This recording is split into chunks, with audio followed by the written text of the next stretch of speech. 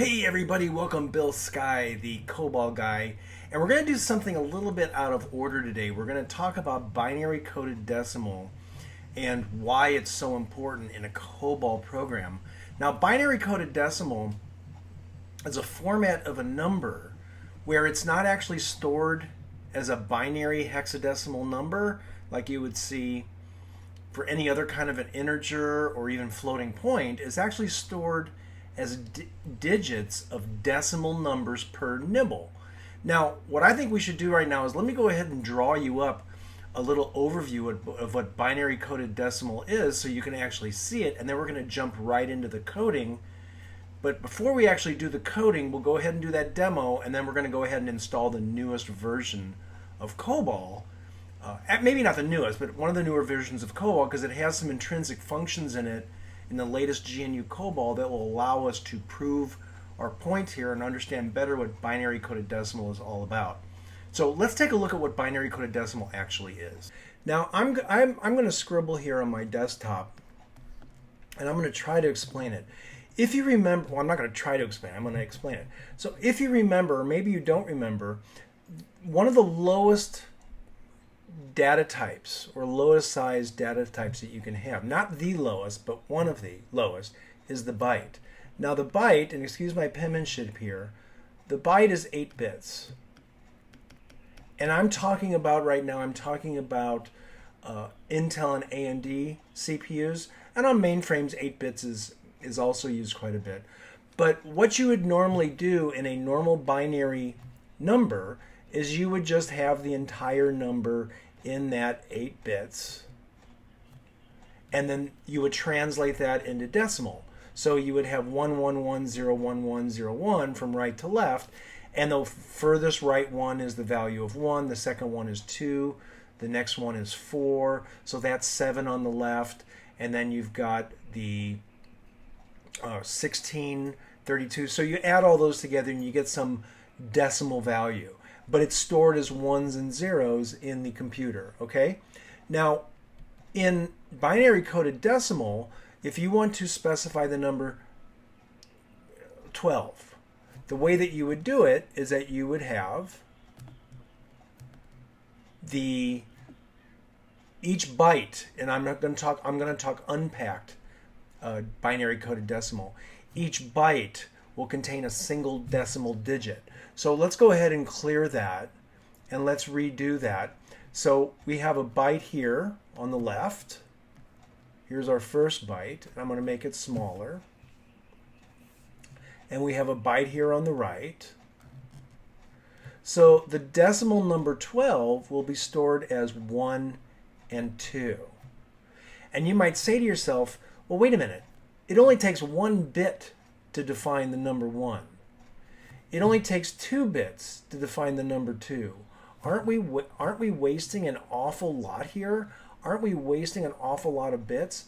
Yes, we are. And this is unpacked binary coded decimal. Let's say if we wanted to represent the number 56. So you would have a 5 here and a 6 there. Now what would it look like in binary? Well, it would look like 4, 5, and then you'd have all these other zeros here. 6 would be 0, 1, 1, 0, and then all these other zeros. So yes, you're losing, and that's for the number, and I have right here, that's the number 12. Actually, that is the decimal number 56. So you can see 56 right here. So that would be 56. Okay. So that's binary coded decimal. What about packed binary coded decimal? Well, that's you kind of solve this wasted space problem. So let's go ahead and take a look at what that would look like. So a packed binary coded decimal, you have a single byte, and that byte is split up into 2 nibbles. So a nibble has 4 decimal point, or 4 digits on both sides. Now, what is the value of this all ones? Well, this is 8, 12, 13, 14, 15. So that's 15. But what are the digits? What are the numeric digits in decimal? Well, the numeric digits in decimal are 0 through 9. So you still don't need all of those digits, right? You still don't need all of those binary bits. So what we're going to do is you're going to have either the number 0 or 9 up here. So what's that going to look like? Let's get rid of this. Let's get rid of all these bits turned on here. So it's either going to be this. It's either going to be 0, 0, 0, 0, which is equal to 0, or it's going to be 1, 0, 0, 1, which is equal to 9. So in 4 bits, you can store any decimal digit you like. You are going to lose a couple of bits. Not really, because you need to use this most significant bit up here for the number 8, but that's equal to 9. Okay? So let's go ahead and let's try that 56 again. So here's our byte. We want to store the number 56, and each nibble, and yes, it's called a nibble, it's a half of a byte. So 6 will be over here. So we have our digits. We're going to have a 0, 4, 5, 6. So that's equal to 6.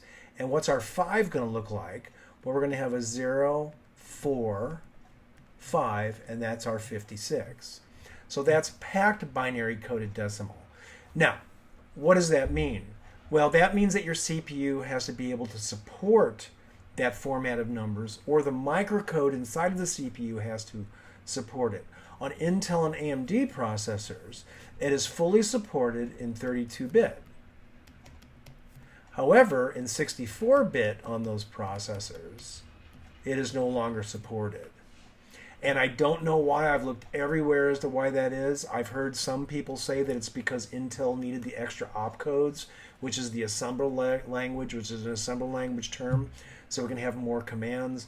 Other people have said that the BCD code is much, much too complicated, and circuitry, I should say, and they just wanted to get rid of it because there's software rounding.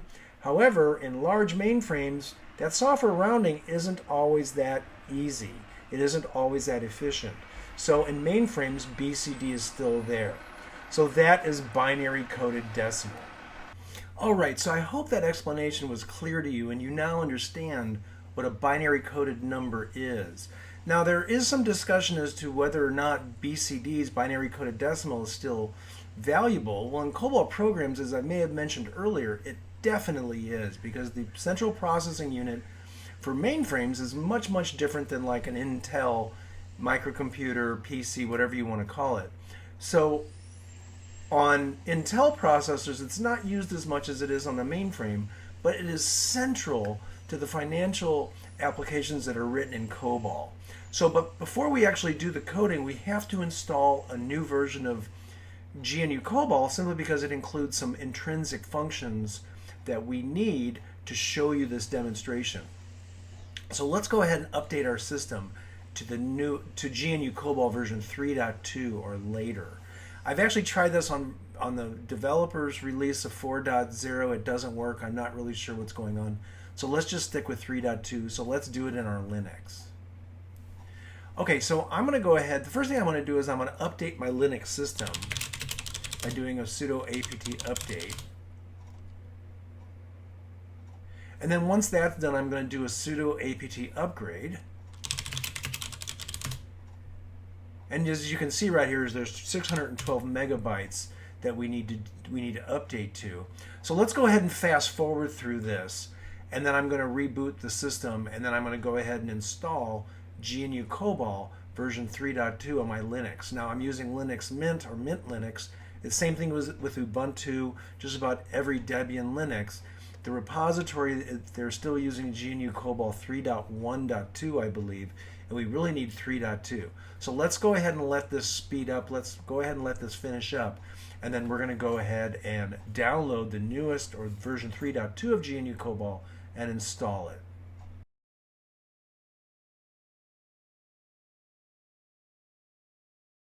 Okay, so once the update is done, you might want to do this. You might want to say cobc --version, and that'll show you the version of the GNUCOBOL compiler that you're using.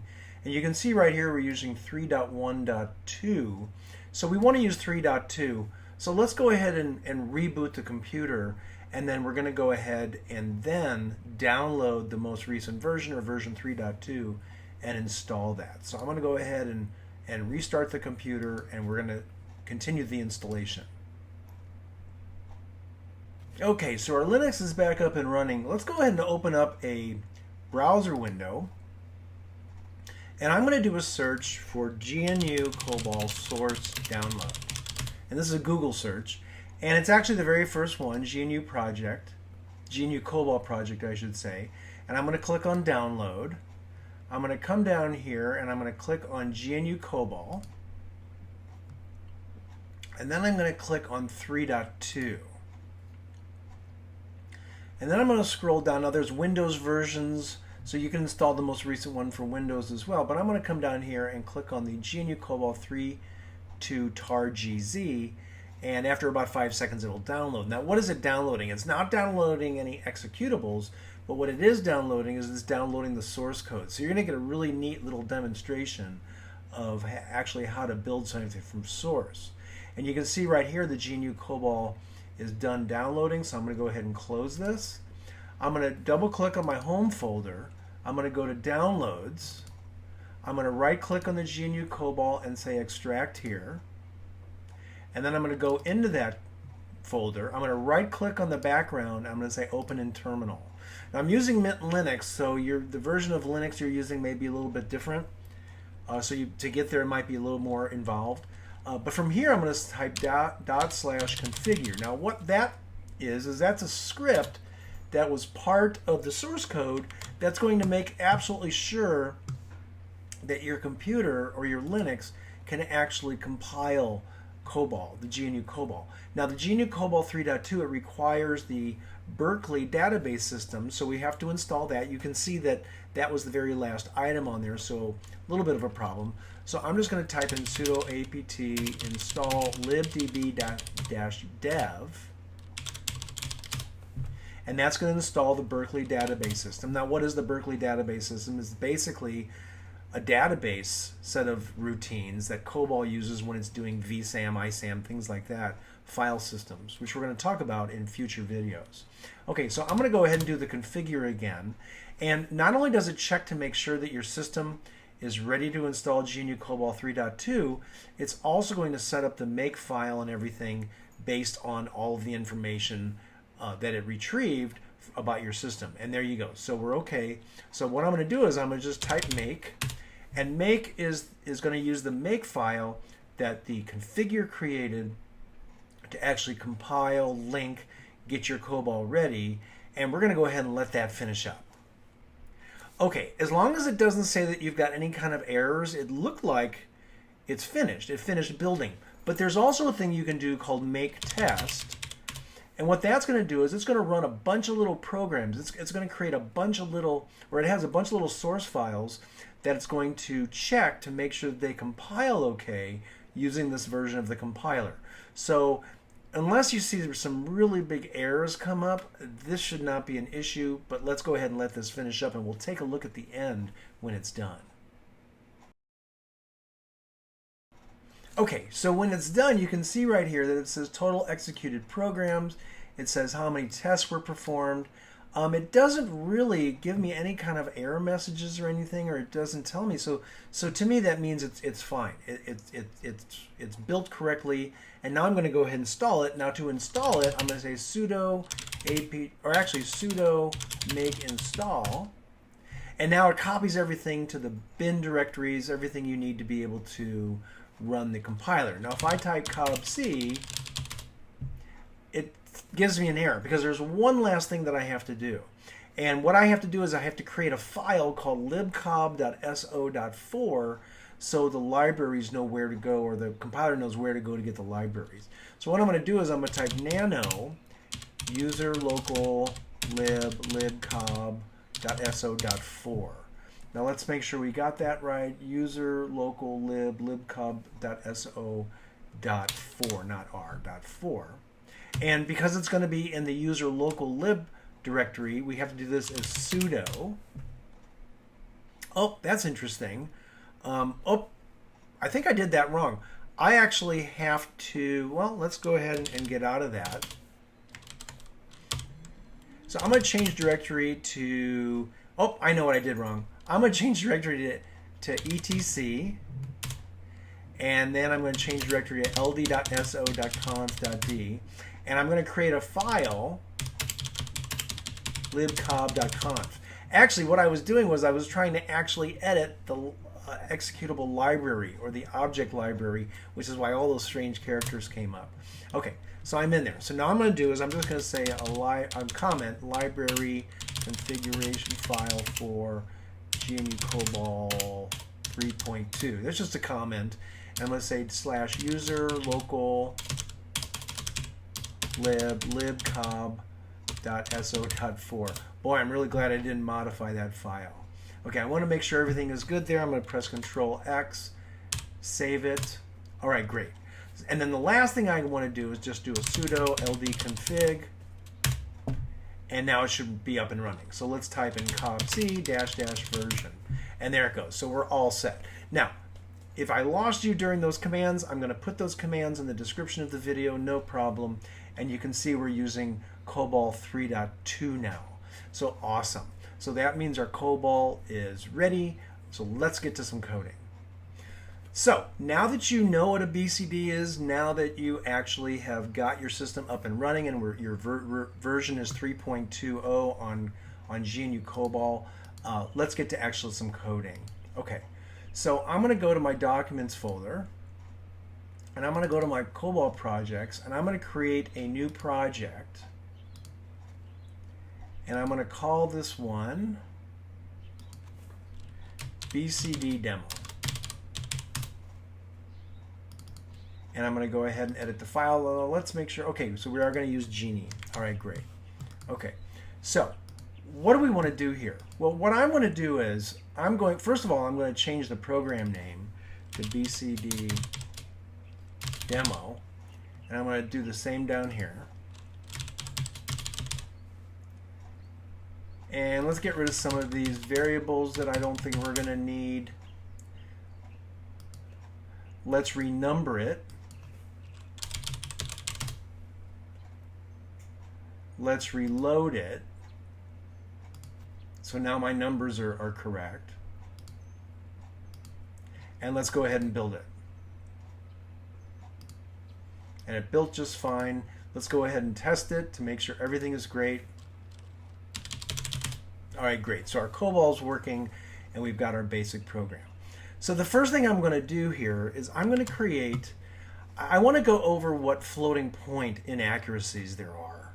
I want to actually go through that. So to do that, I'm going to have to create some variables, and I'm going to create some comp1 variables. And comp1 is single precision floating point in COBOL. So I'm going to do that in my working storage section. So I'm going to say 77, and I'm going to call this one comp1 var. Usage is comp1, and I'm going to say comp1, let's say comp2 var, and usage is comp2. So again, comp1 and comp2, those are actually floating point numbers. And if you don't know really what a floating point number is, I'll put a link to my assembler language video talking about what floating point numbers are in a computer and how they can be very inaccurate depending upon what it is that you're doing. And since most COBOL programs are written for financial programs, you don't want those decimal points to be off because you could lose millions of dollars. So you might want to go and take a look at that. I'm not going to do it in this video, but I do have it in my assembly language video as to how actual floating point numbers are actually stored in the computer. Okay, so those are my comp variables. Now I'm going to go ahead and build it just to make sure that I didn't do anything incorrect. All right, good. So let's go ahead and do something. So I'm going to go ahead and say move, let's say 100.2 to comp1 var. I'm going to say move 100.2 to comp2 var. Now, why am I saying 100.1.2 and 100, for both comp1 and comp2? And that's because the decimal or the fraction 0.2 cannot be stored perfectly accurate in your computer because of the floating point representation, the way it's represented in the floating point unit. So you want to make absolutely sure, I want to actually make sure that you can see what the problem is here. Now there's one other thing that I would like to do here up in the working storage section. I'm going to create a thing called display float var. And the reason why we're going to do that is that we want to look at the floating point number as somebody on a spreadsheet would look at it, or somebody on a financial report would look at it. So I'm going to say that's going to be a pick sign 9. Let's make it 95V94. Let's do that. And usage is display. Okay. So there we go. Now let's go ahead and save and build that just to make sure I haven't made any mistakes. Looks good. All right, now all I'm going to do is simply say I'm simply going to move comp1 var to display float var. Now why am I doing that? Because I want to display the floating point number to the user in a very nice, 2-digit money-like output. So I'm going to then say display float var. Now I think I left out an O here. Okay. Now I'm going to say move comp2 var to display float var. And I'm going to say display float var. Now, again, you might be wondering, what is he putting us through all this for? Well, you're going to see it in just a moment. So let's save and build this. Okay, built just fine. Now let's run it. Let's see what happens. Okay, perfect display. Perfect what just happened here. If you notice, we put the number 100.2 in both the single precision as well as the double precision floating point, but it's not 0.2 either, is it? It's 0.19. 0.19999. In fact, let's change this to 8. So let's look at 8 decimal digits and see what happens. Go back to the terminal. And you can see the single precision floating point number is not as close to the real number that we're storing as the double precision. So you can see that single precision isn't as accurate. I mean, this is pretty accurate, but it really is not perfect. So this is one of the reasons why binary coded decimal can be so important. Now I'm going to put a little thing here. I'm going to say number 1, our single precision floating point.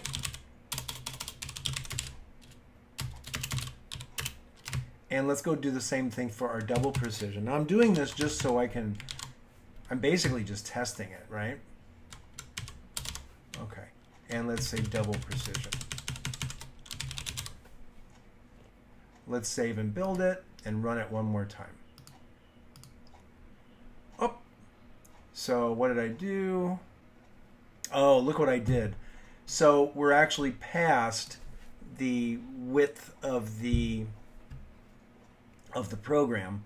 So I don't believe, if you notice right here, the template that I was using did not have the extended width. I'm not using the extended width. So because I'm still using the old template, I kind of have to put that down to the next, into the next line. Okay, let's run it. All right, looks good. So it shows that information a little bit better. All right. Now, you might argue with me, well, can't I just add 0.05? Well, you can, but that kind of defeats the purpose, right? You might be fixing your numeric value, but you have to do that for every single mathematical equation that you do against these numbers, and that can get pretty involved.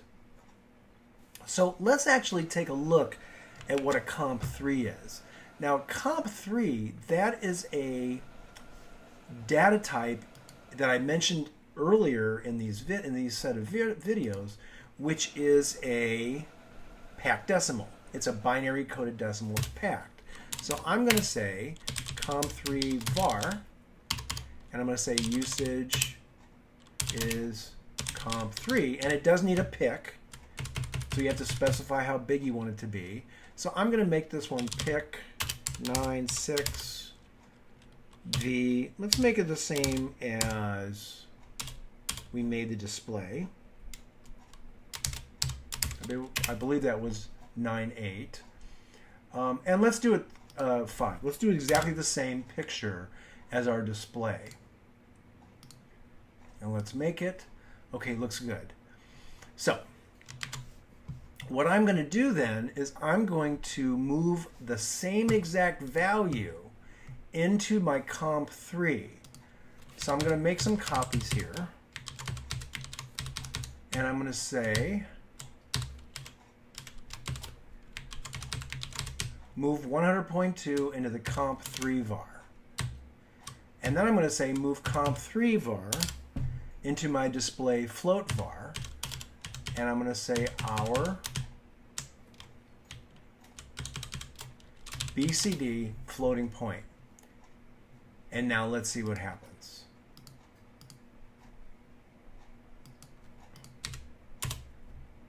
Perfect. Our BCD is showing 100.20. Now the reason it's showing all those zeros is because we just our picture for our display is kind of screwy here. So let's say we only want to do a single 9, and I'm going to say Z4, so that means 0 suppress.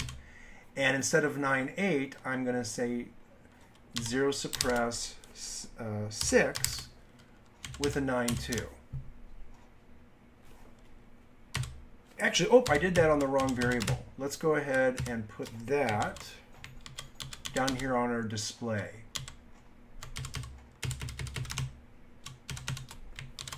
There we go. Now let's build that and see if it builds okay. Which it did not. Oh, it's not gonna, it doesn't look like it's gonna let me do this. It must follow the 9.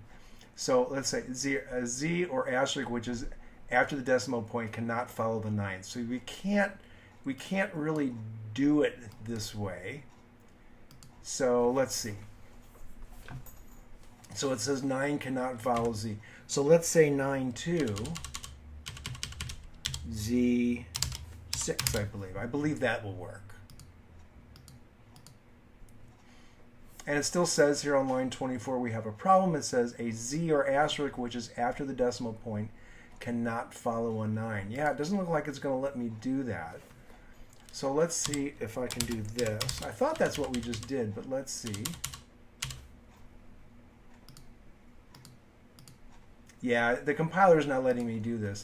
So let's just leave this at 9.8 and see if we have a little bit better luck. Okay, so that's better. But we do have a problem. We lost our decimal point. You see, we had our decimal point there, but now we lost our decimal point because we messed with this thing. So let's just go ahead and put this back to the way it was.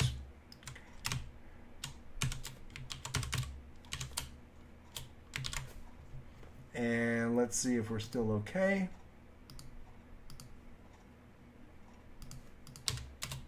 And yeah, so we're back. So you can see the 100.20. Let's go ahead and add a number. Let's go ahead and add something to that. Let's say add, I don't know, 3425.92 to comp3 var. And let's go ahead and now display it again. And we're going to say 4. And let's see if that number built or is, the mathematics is correct. Let's make sure that our arithmetic is correct on that. Okay, so let's take 3425.92. Let's add it to 100.2. That should be 3526.12. And there it is. 3526.12.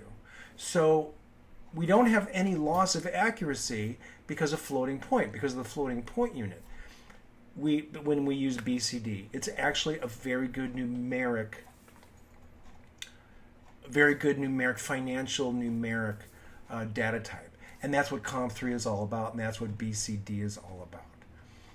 So with that said, now you can go in here and you can make some changes to your display float. You could do things like put a period there instead. Say you only want it to be 9.2. Then we're going to say Z for 9. Let's see how that works. Okay, that built fine. Let's go ahead and run it. And now it's looking much more like financial numbers. So you can go ahead and modify your display variable any way you want to make it look any way you want. And that's why COMP3 is still very much used in COBOL programs. This is GNUCOBOL, so it's actually on a PC, it's on a Linux, but on mainframes it works almost exactly the same. COMP3 is used almost everywhere in financial applications, and that is one of the powers of COBOL, is it's COMP3, it's BCD. So now you might be wondering, why did the professor tell me to install the new COBOL? Well, because you can actually see the way that the binary coded decimal number is actually stored in memory using a function called hexof. And you need to have that, or you need to have the newest version of COBOL to be able to run that intrinsic function. So the first thing we're going to do is we're going to go up into the repository section. Now the repository section is actually, or it's the section within the configuration section. So up here in the configuration section, I'm going to go ahead and put a thing called repository. Now I do have a video on intrinsic functions in COBOL, so if you're interested into how to do that, well, I'm showing you here, but more details. So I'm going to say function all intrinsic. Now what that means is, it means that I want all of the intrinsic functions that the compiler supports, I want those to be available within my COBOL program. So let's go ahead and renumber this. So I'm going to say renumber. I'm going to reload it. Okay, so you see we have all of our line numbers. Now let's go ahead and actually display. I would like to actually display that COMP3. I would like to see actually what it looks like. So I'm going to go here and I'm going to put in a, how do we want to do this? So I'm going to say move, run the function hex of, using the comp3 var, run that to char array. Now I haven't created char array yet, I'm about to do it, but what this function hex of does is that it creates an array of characters, alphanumeric characters, and it places it into an array of your choosing. And so I'm going to go ahead and do that, and then I'm going to say display, and I'm going to call this number 5 char array. Okay. Now we haven't actually created char array yet, so let's go ahead and create that up here in our working storage section. So char array pick x, I don't know, let's make it 32. And let's give it a value spaces. All right, let's renumber everything. Let's go ahead and reload it, and then let's build it. All right, looks good. So let's go ahead and run it. All right, so let's take a very close look at this. So here it is right here. So because it's a double precision, so you're going to have a number of bytes here. But if you remember, the value that was displayed was 3526.12. And if you see, here's our 3526.12. Now, it is the responsibility of the compiler to keep track of where the decimal point is. It's actually not stored within the BCD. It's actually the compiler's responsibility to keep track of that.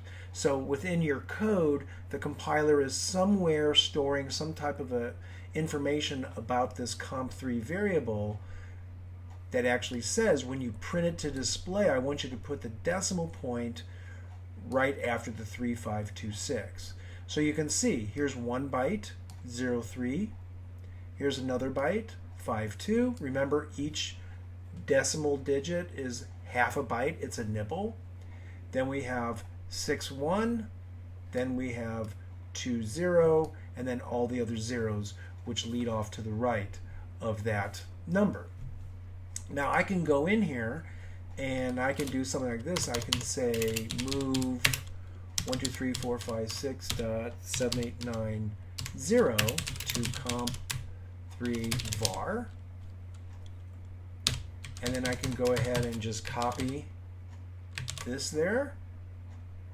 We'll call this 6. You can do simple math on it if you want. Let's go ahead and rebuild it, or renumber it I should say, reload it, and then let's build it. And let's run it. And there you go. Now, we're missing the 1. Why are we missing the 1? Because that's too many digits. That's too many digits. It might be too many digits for our, I believe it's too many digits for our display float var. Is that what we did? Might be too many digits for a comp3. Let's go find our comp3. There it is. So yeah, so it's too many digits. So let's make this 6. 6 whole digits or integer digits. Let's go ahead and rebuild it. And then our 1 should show up. And there's our 1. So it's 0, 1, 2, 3, 4. And again, the decimal point is not stored within the BCD. The decimal point is actually managed by the compiler, or the code generated from the compiler. So once again, the reason why I had you install that new COBOL compiler was so you could use this hex of function, so we could actually see just how is it actually stored in memory. This doesn't do a conversion. It doesn't do a conversion like it did when we moved it to the display variable. It just goes and prints off every hexadecimal value. And to show you that, I'm going to go ahead and I'm going to move 1234566.7890. I'm going to move that to my comp2 var, and then I'm going to go ahead and display that so you can see what a floating point looks like.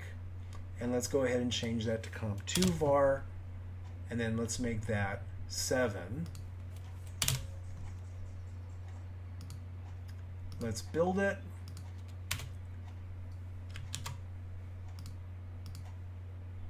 And it looks like we have a little bit of error here.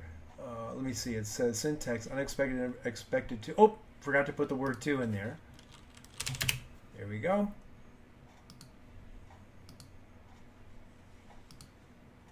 And let's run it.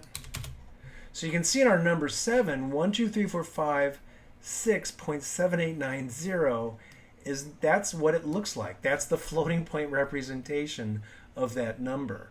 And that's something that the FPU uses, the floating point unit uses. It looks completely different than the decimal, binary coded decimal one. Okay, so really useful function is hex of. It actually shows the actual hexadecimal values from within memory. It doesn't do any conversion, it just displays them for you. All right, so I really hope that that helped clear up in your mind what a comp3 is, what the power of COBOL is for financial applications, which is why COBOL was invented, Common Oriented Business Language, or Common Business Oriented Language, I believe it was. And so we went through a little bit of BCD. Take a look at the floating point video that I have in the description of this video, so you can see actually how the floating point unit works in the CPU. Now this is Intel AMD CPUs. This is not mainframe. Mainframe CPUs work much differently than Intel microprocessors, I should say, which is what the Intel and the AMD processors are. They're microprocessors. They're not mainframes, they're microprocessors. So go ahead and take a look at those, and I hope to see you in our next video.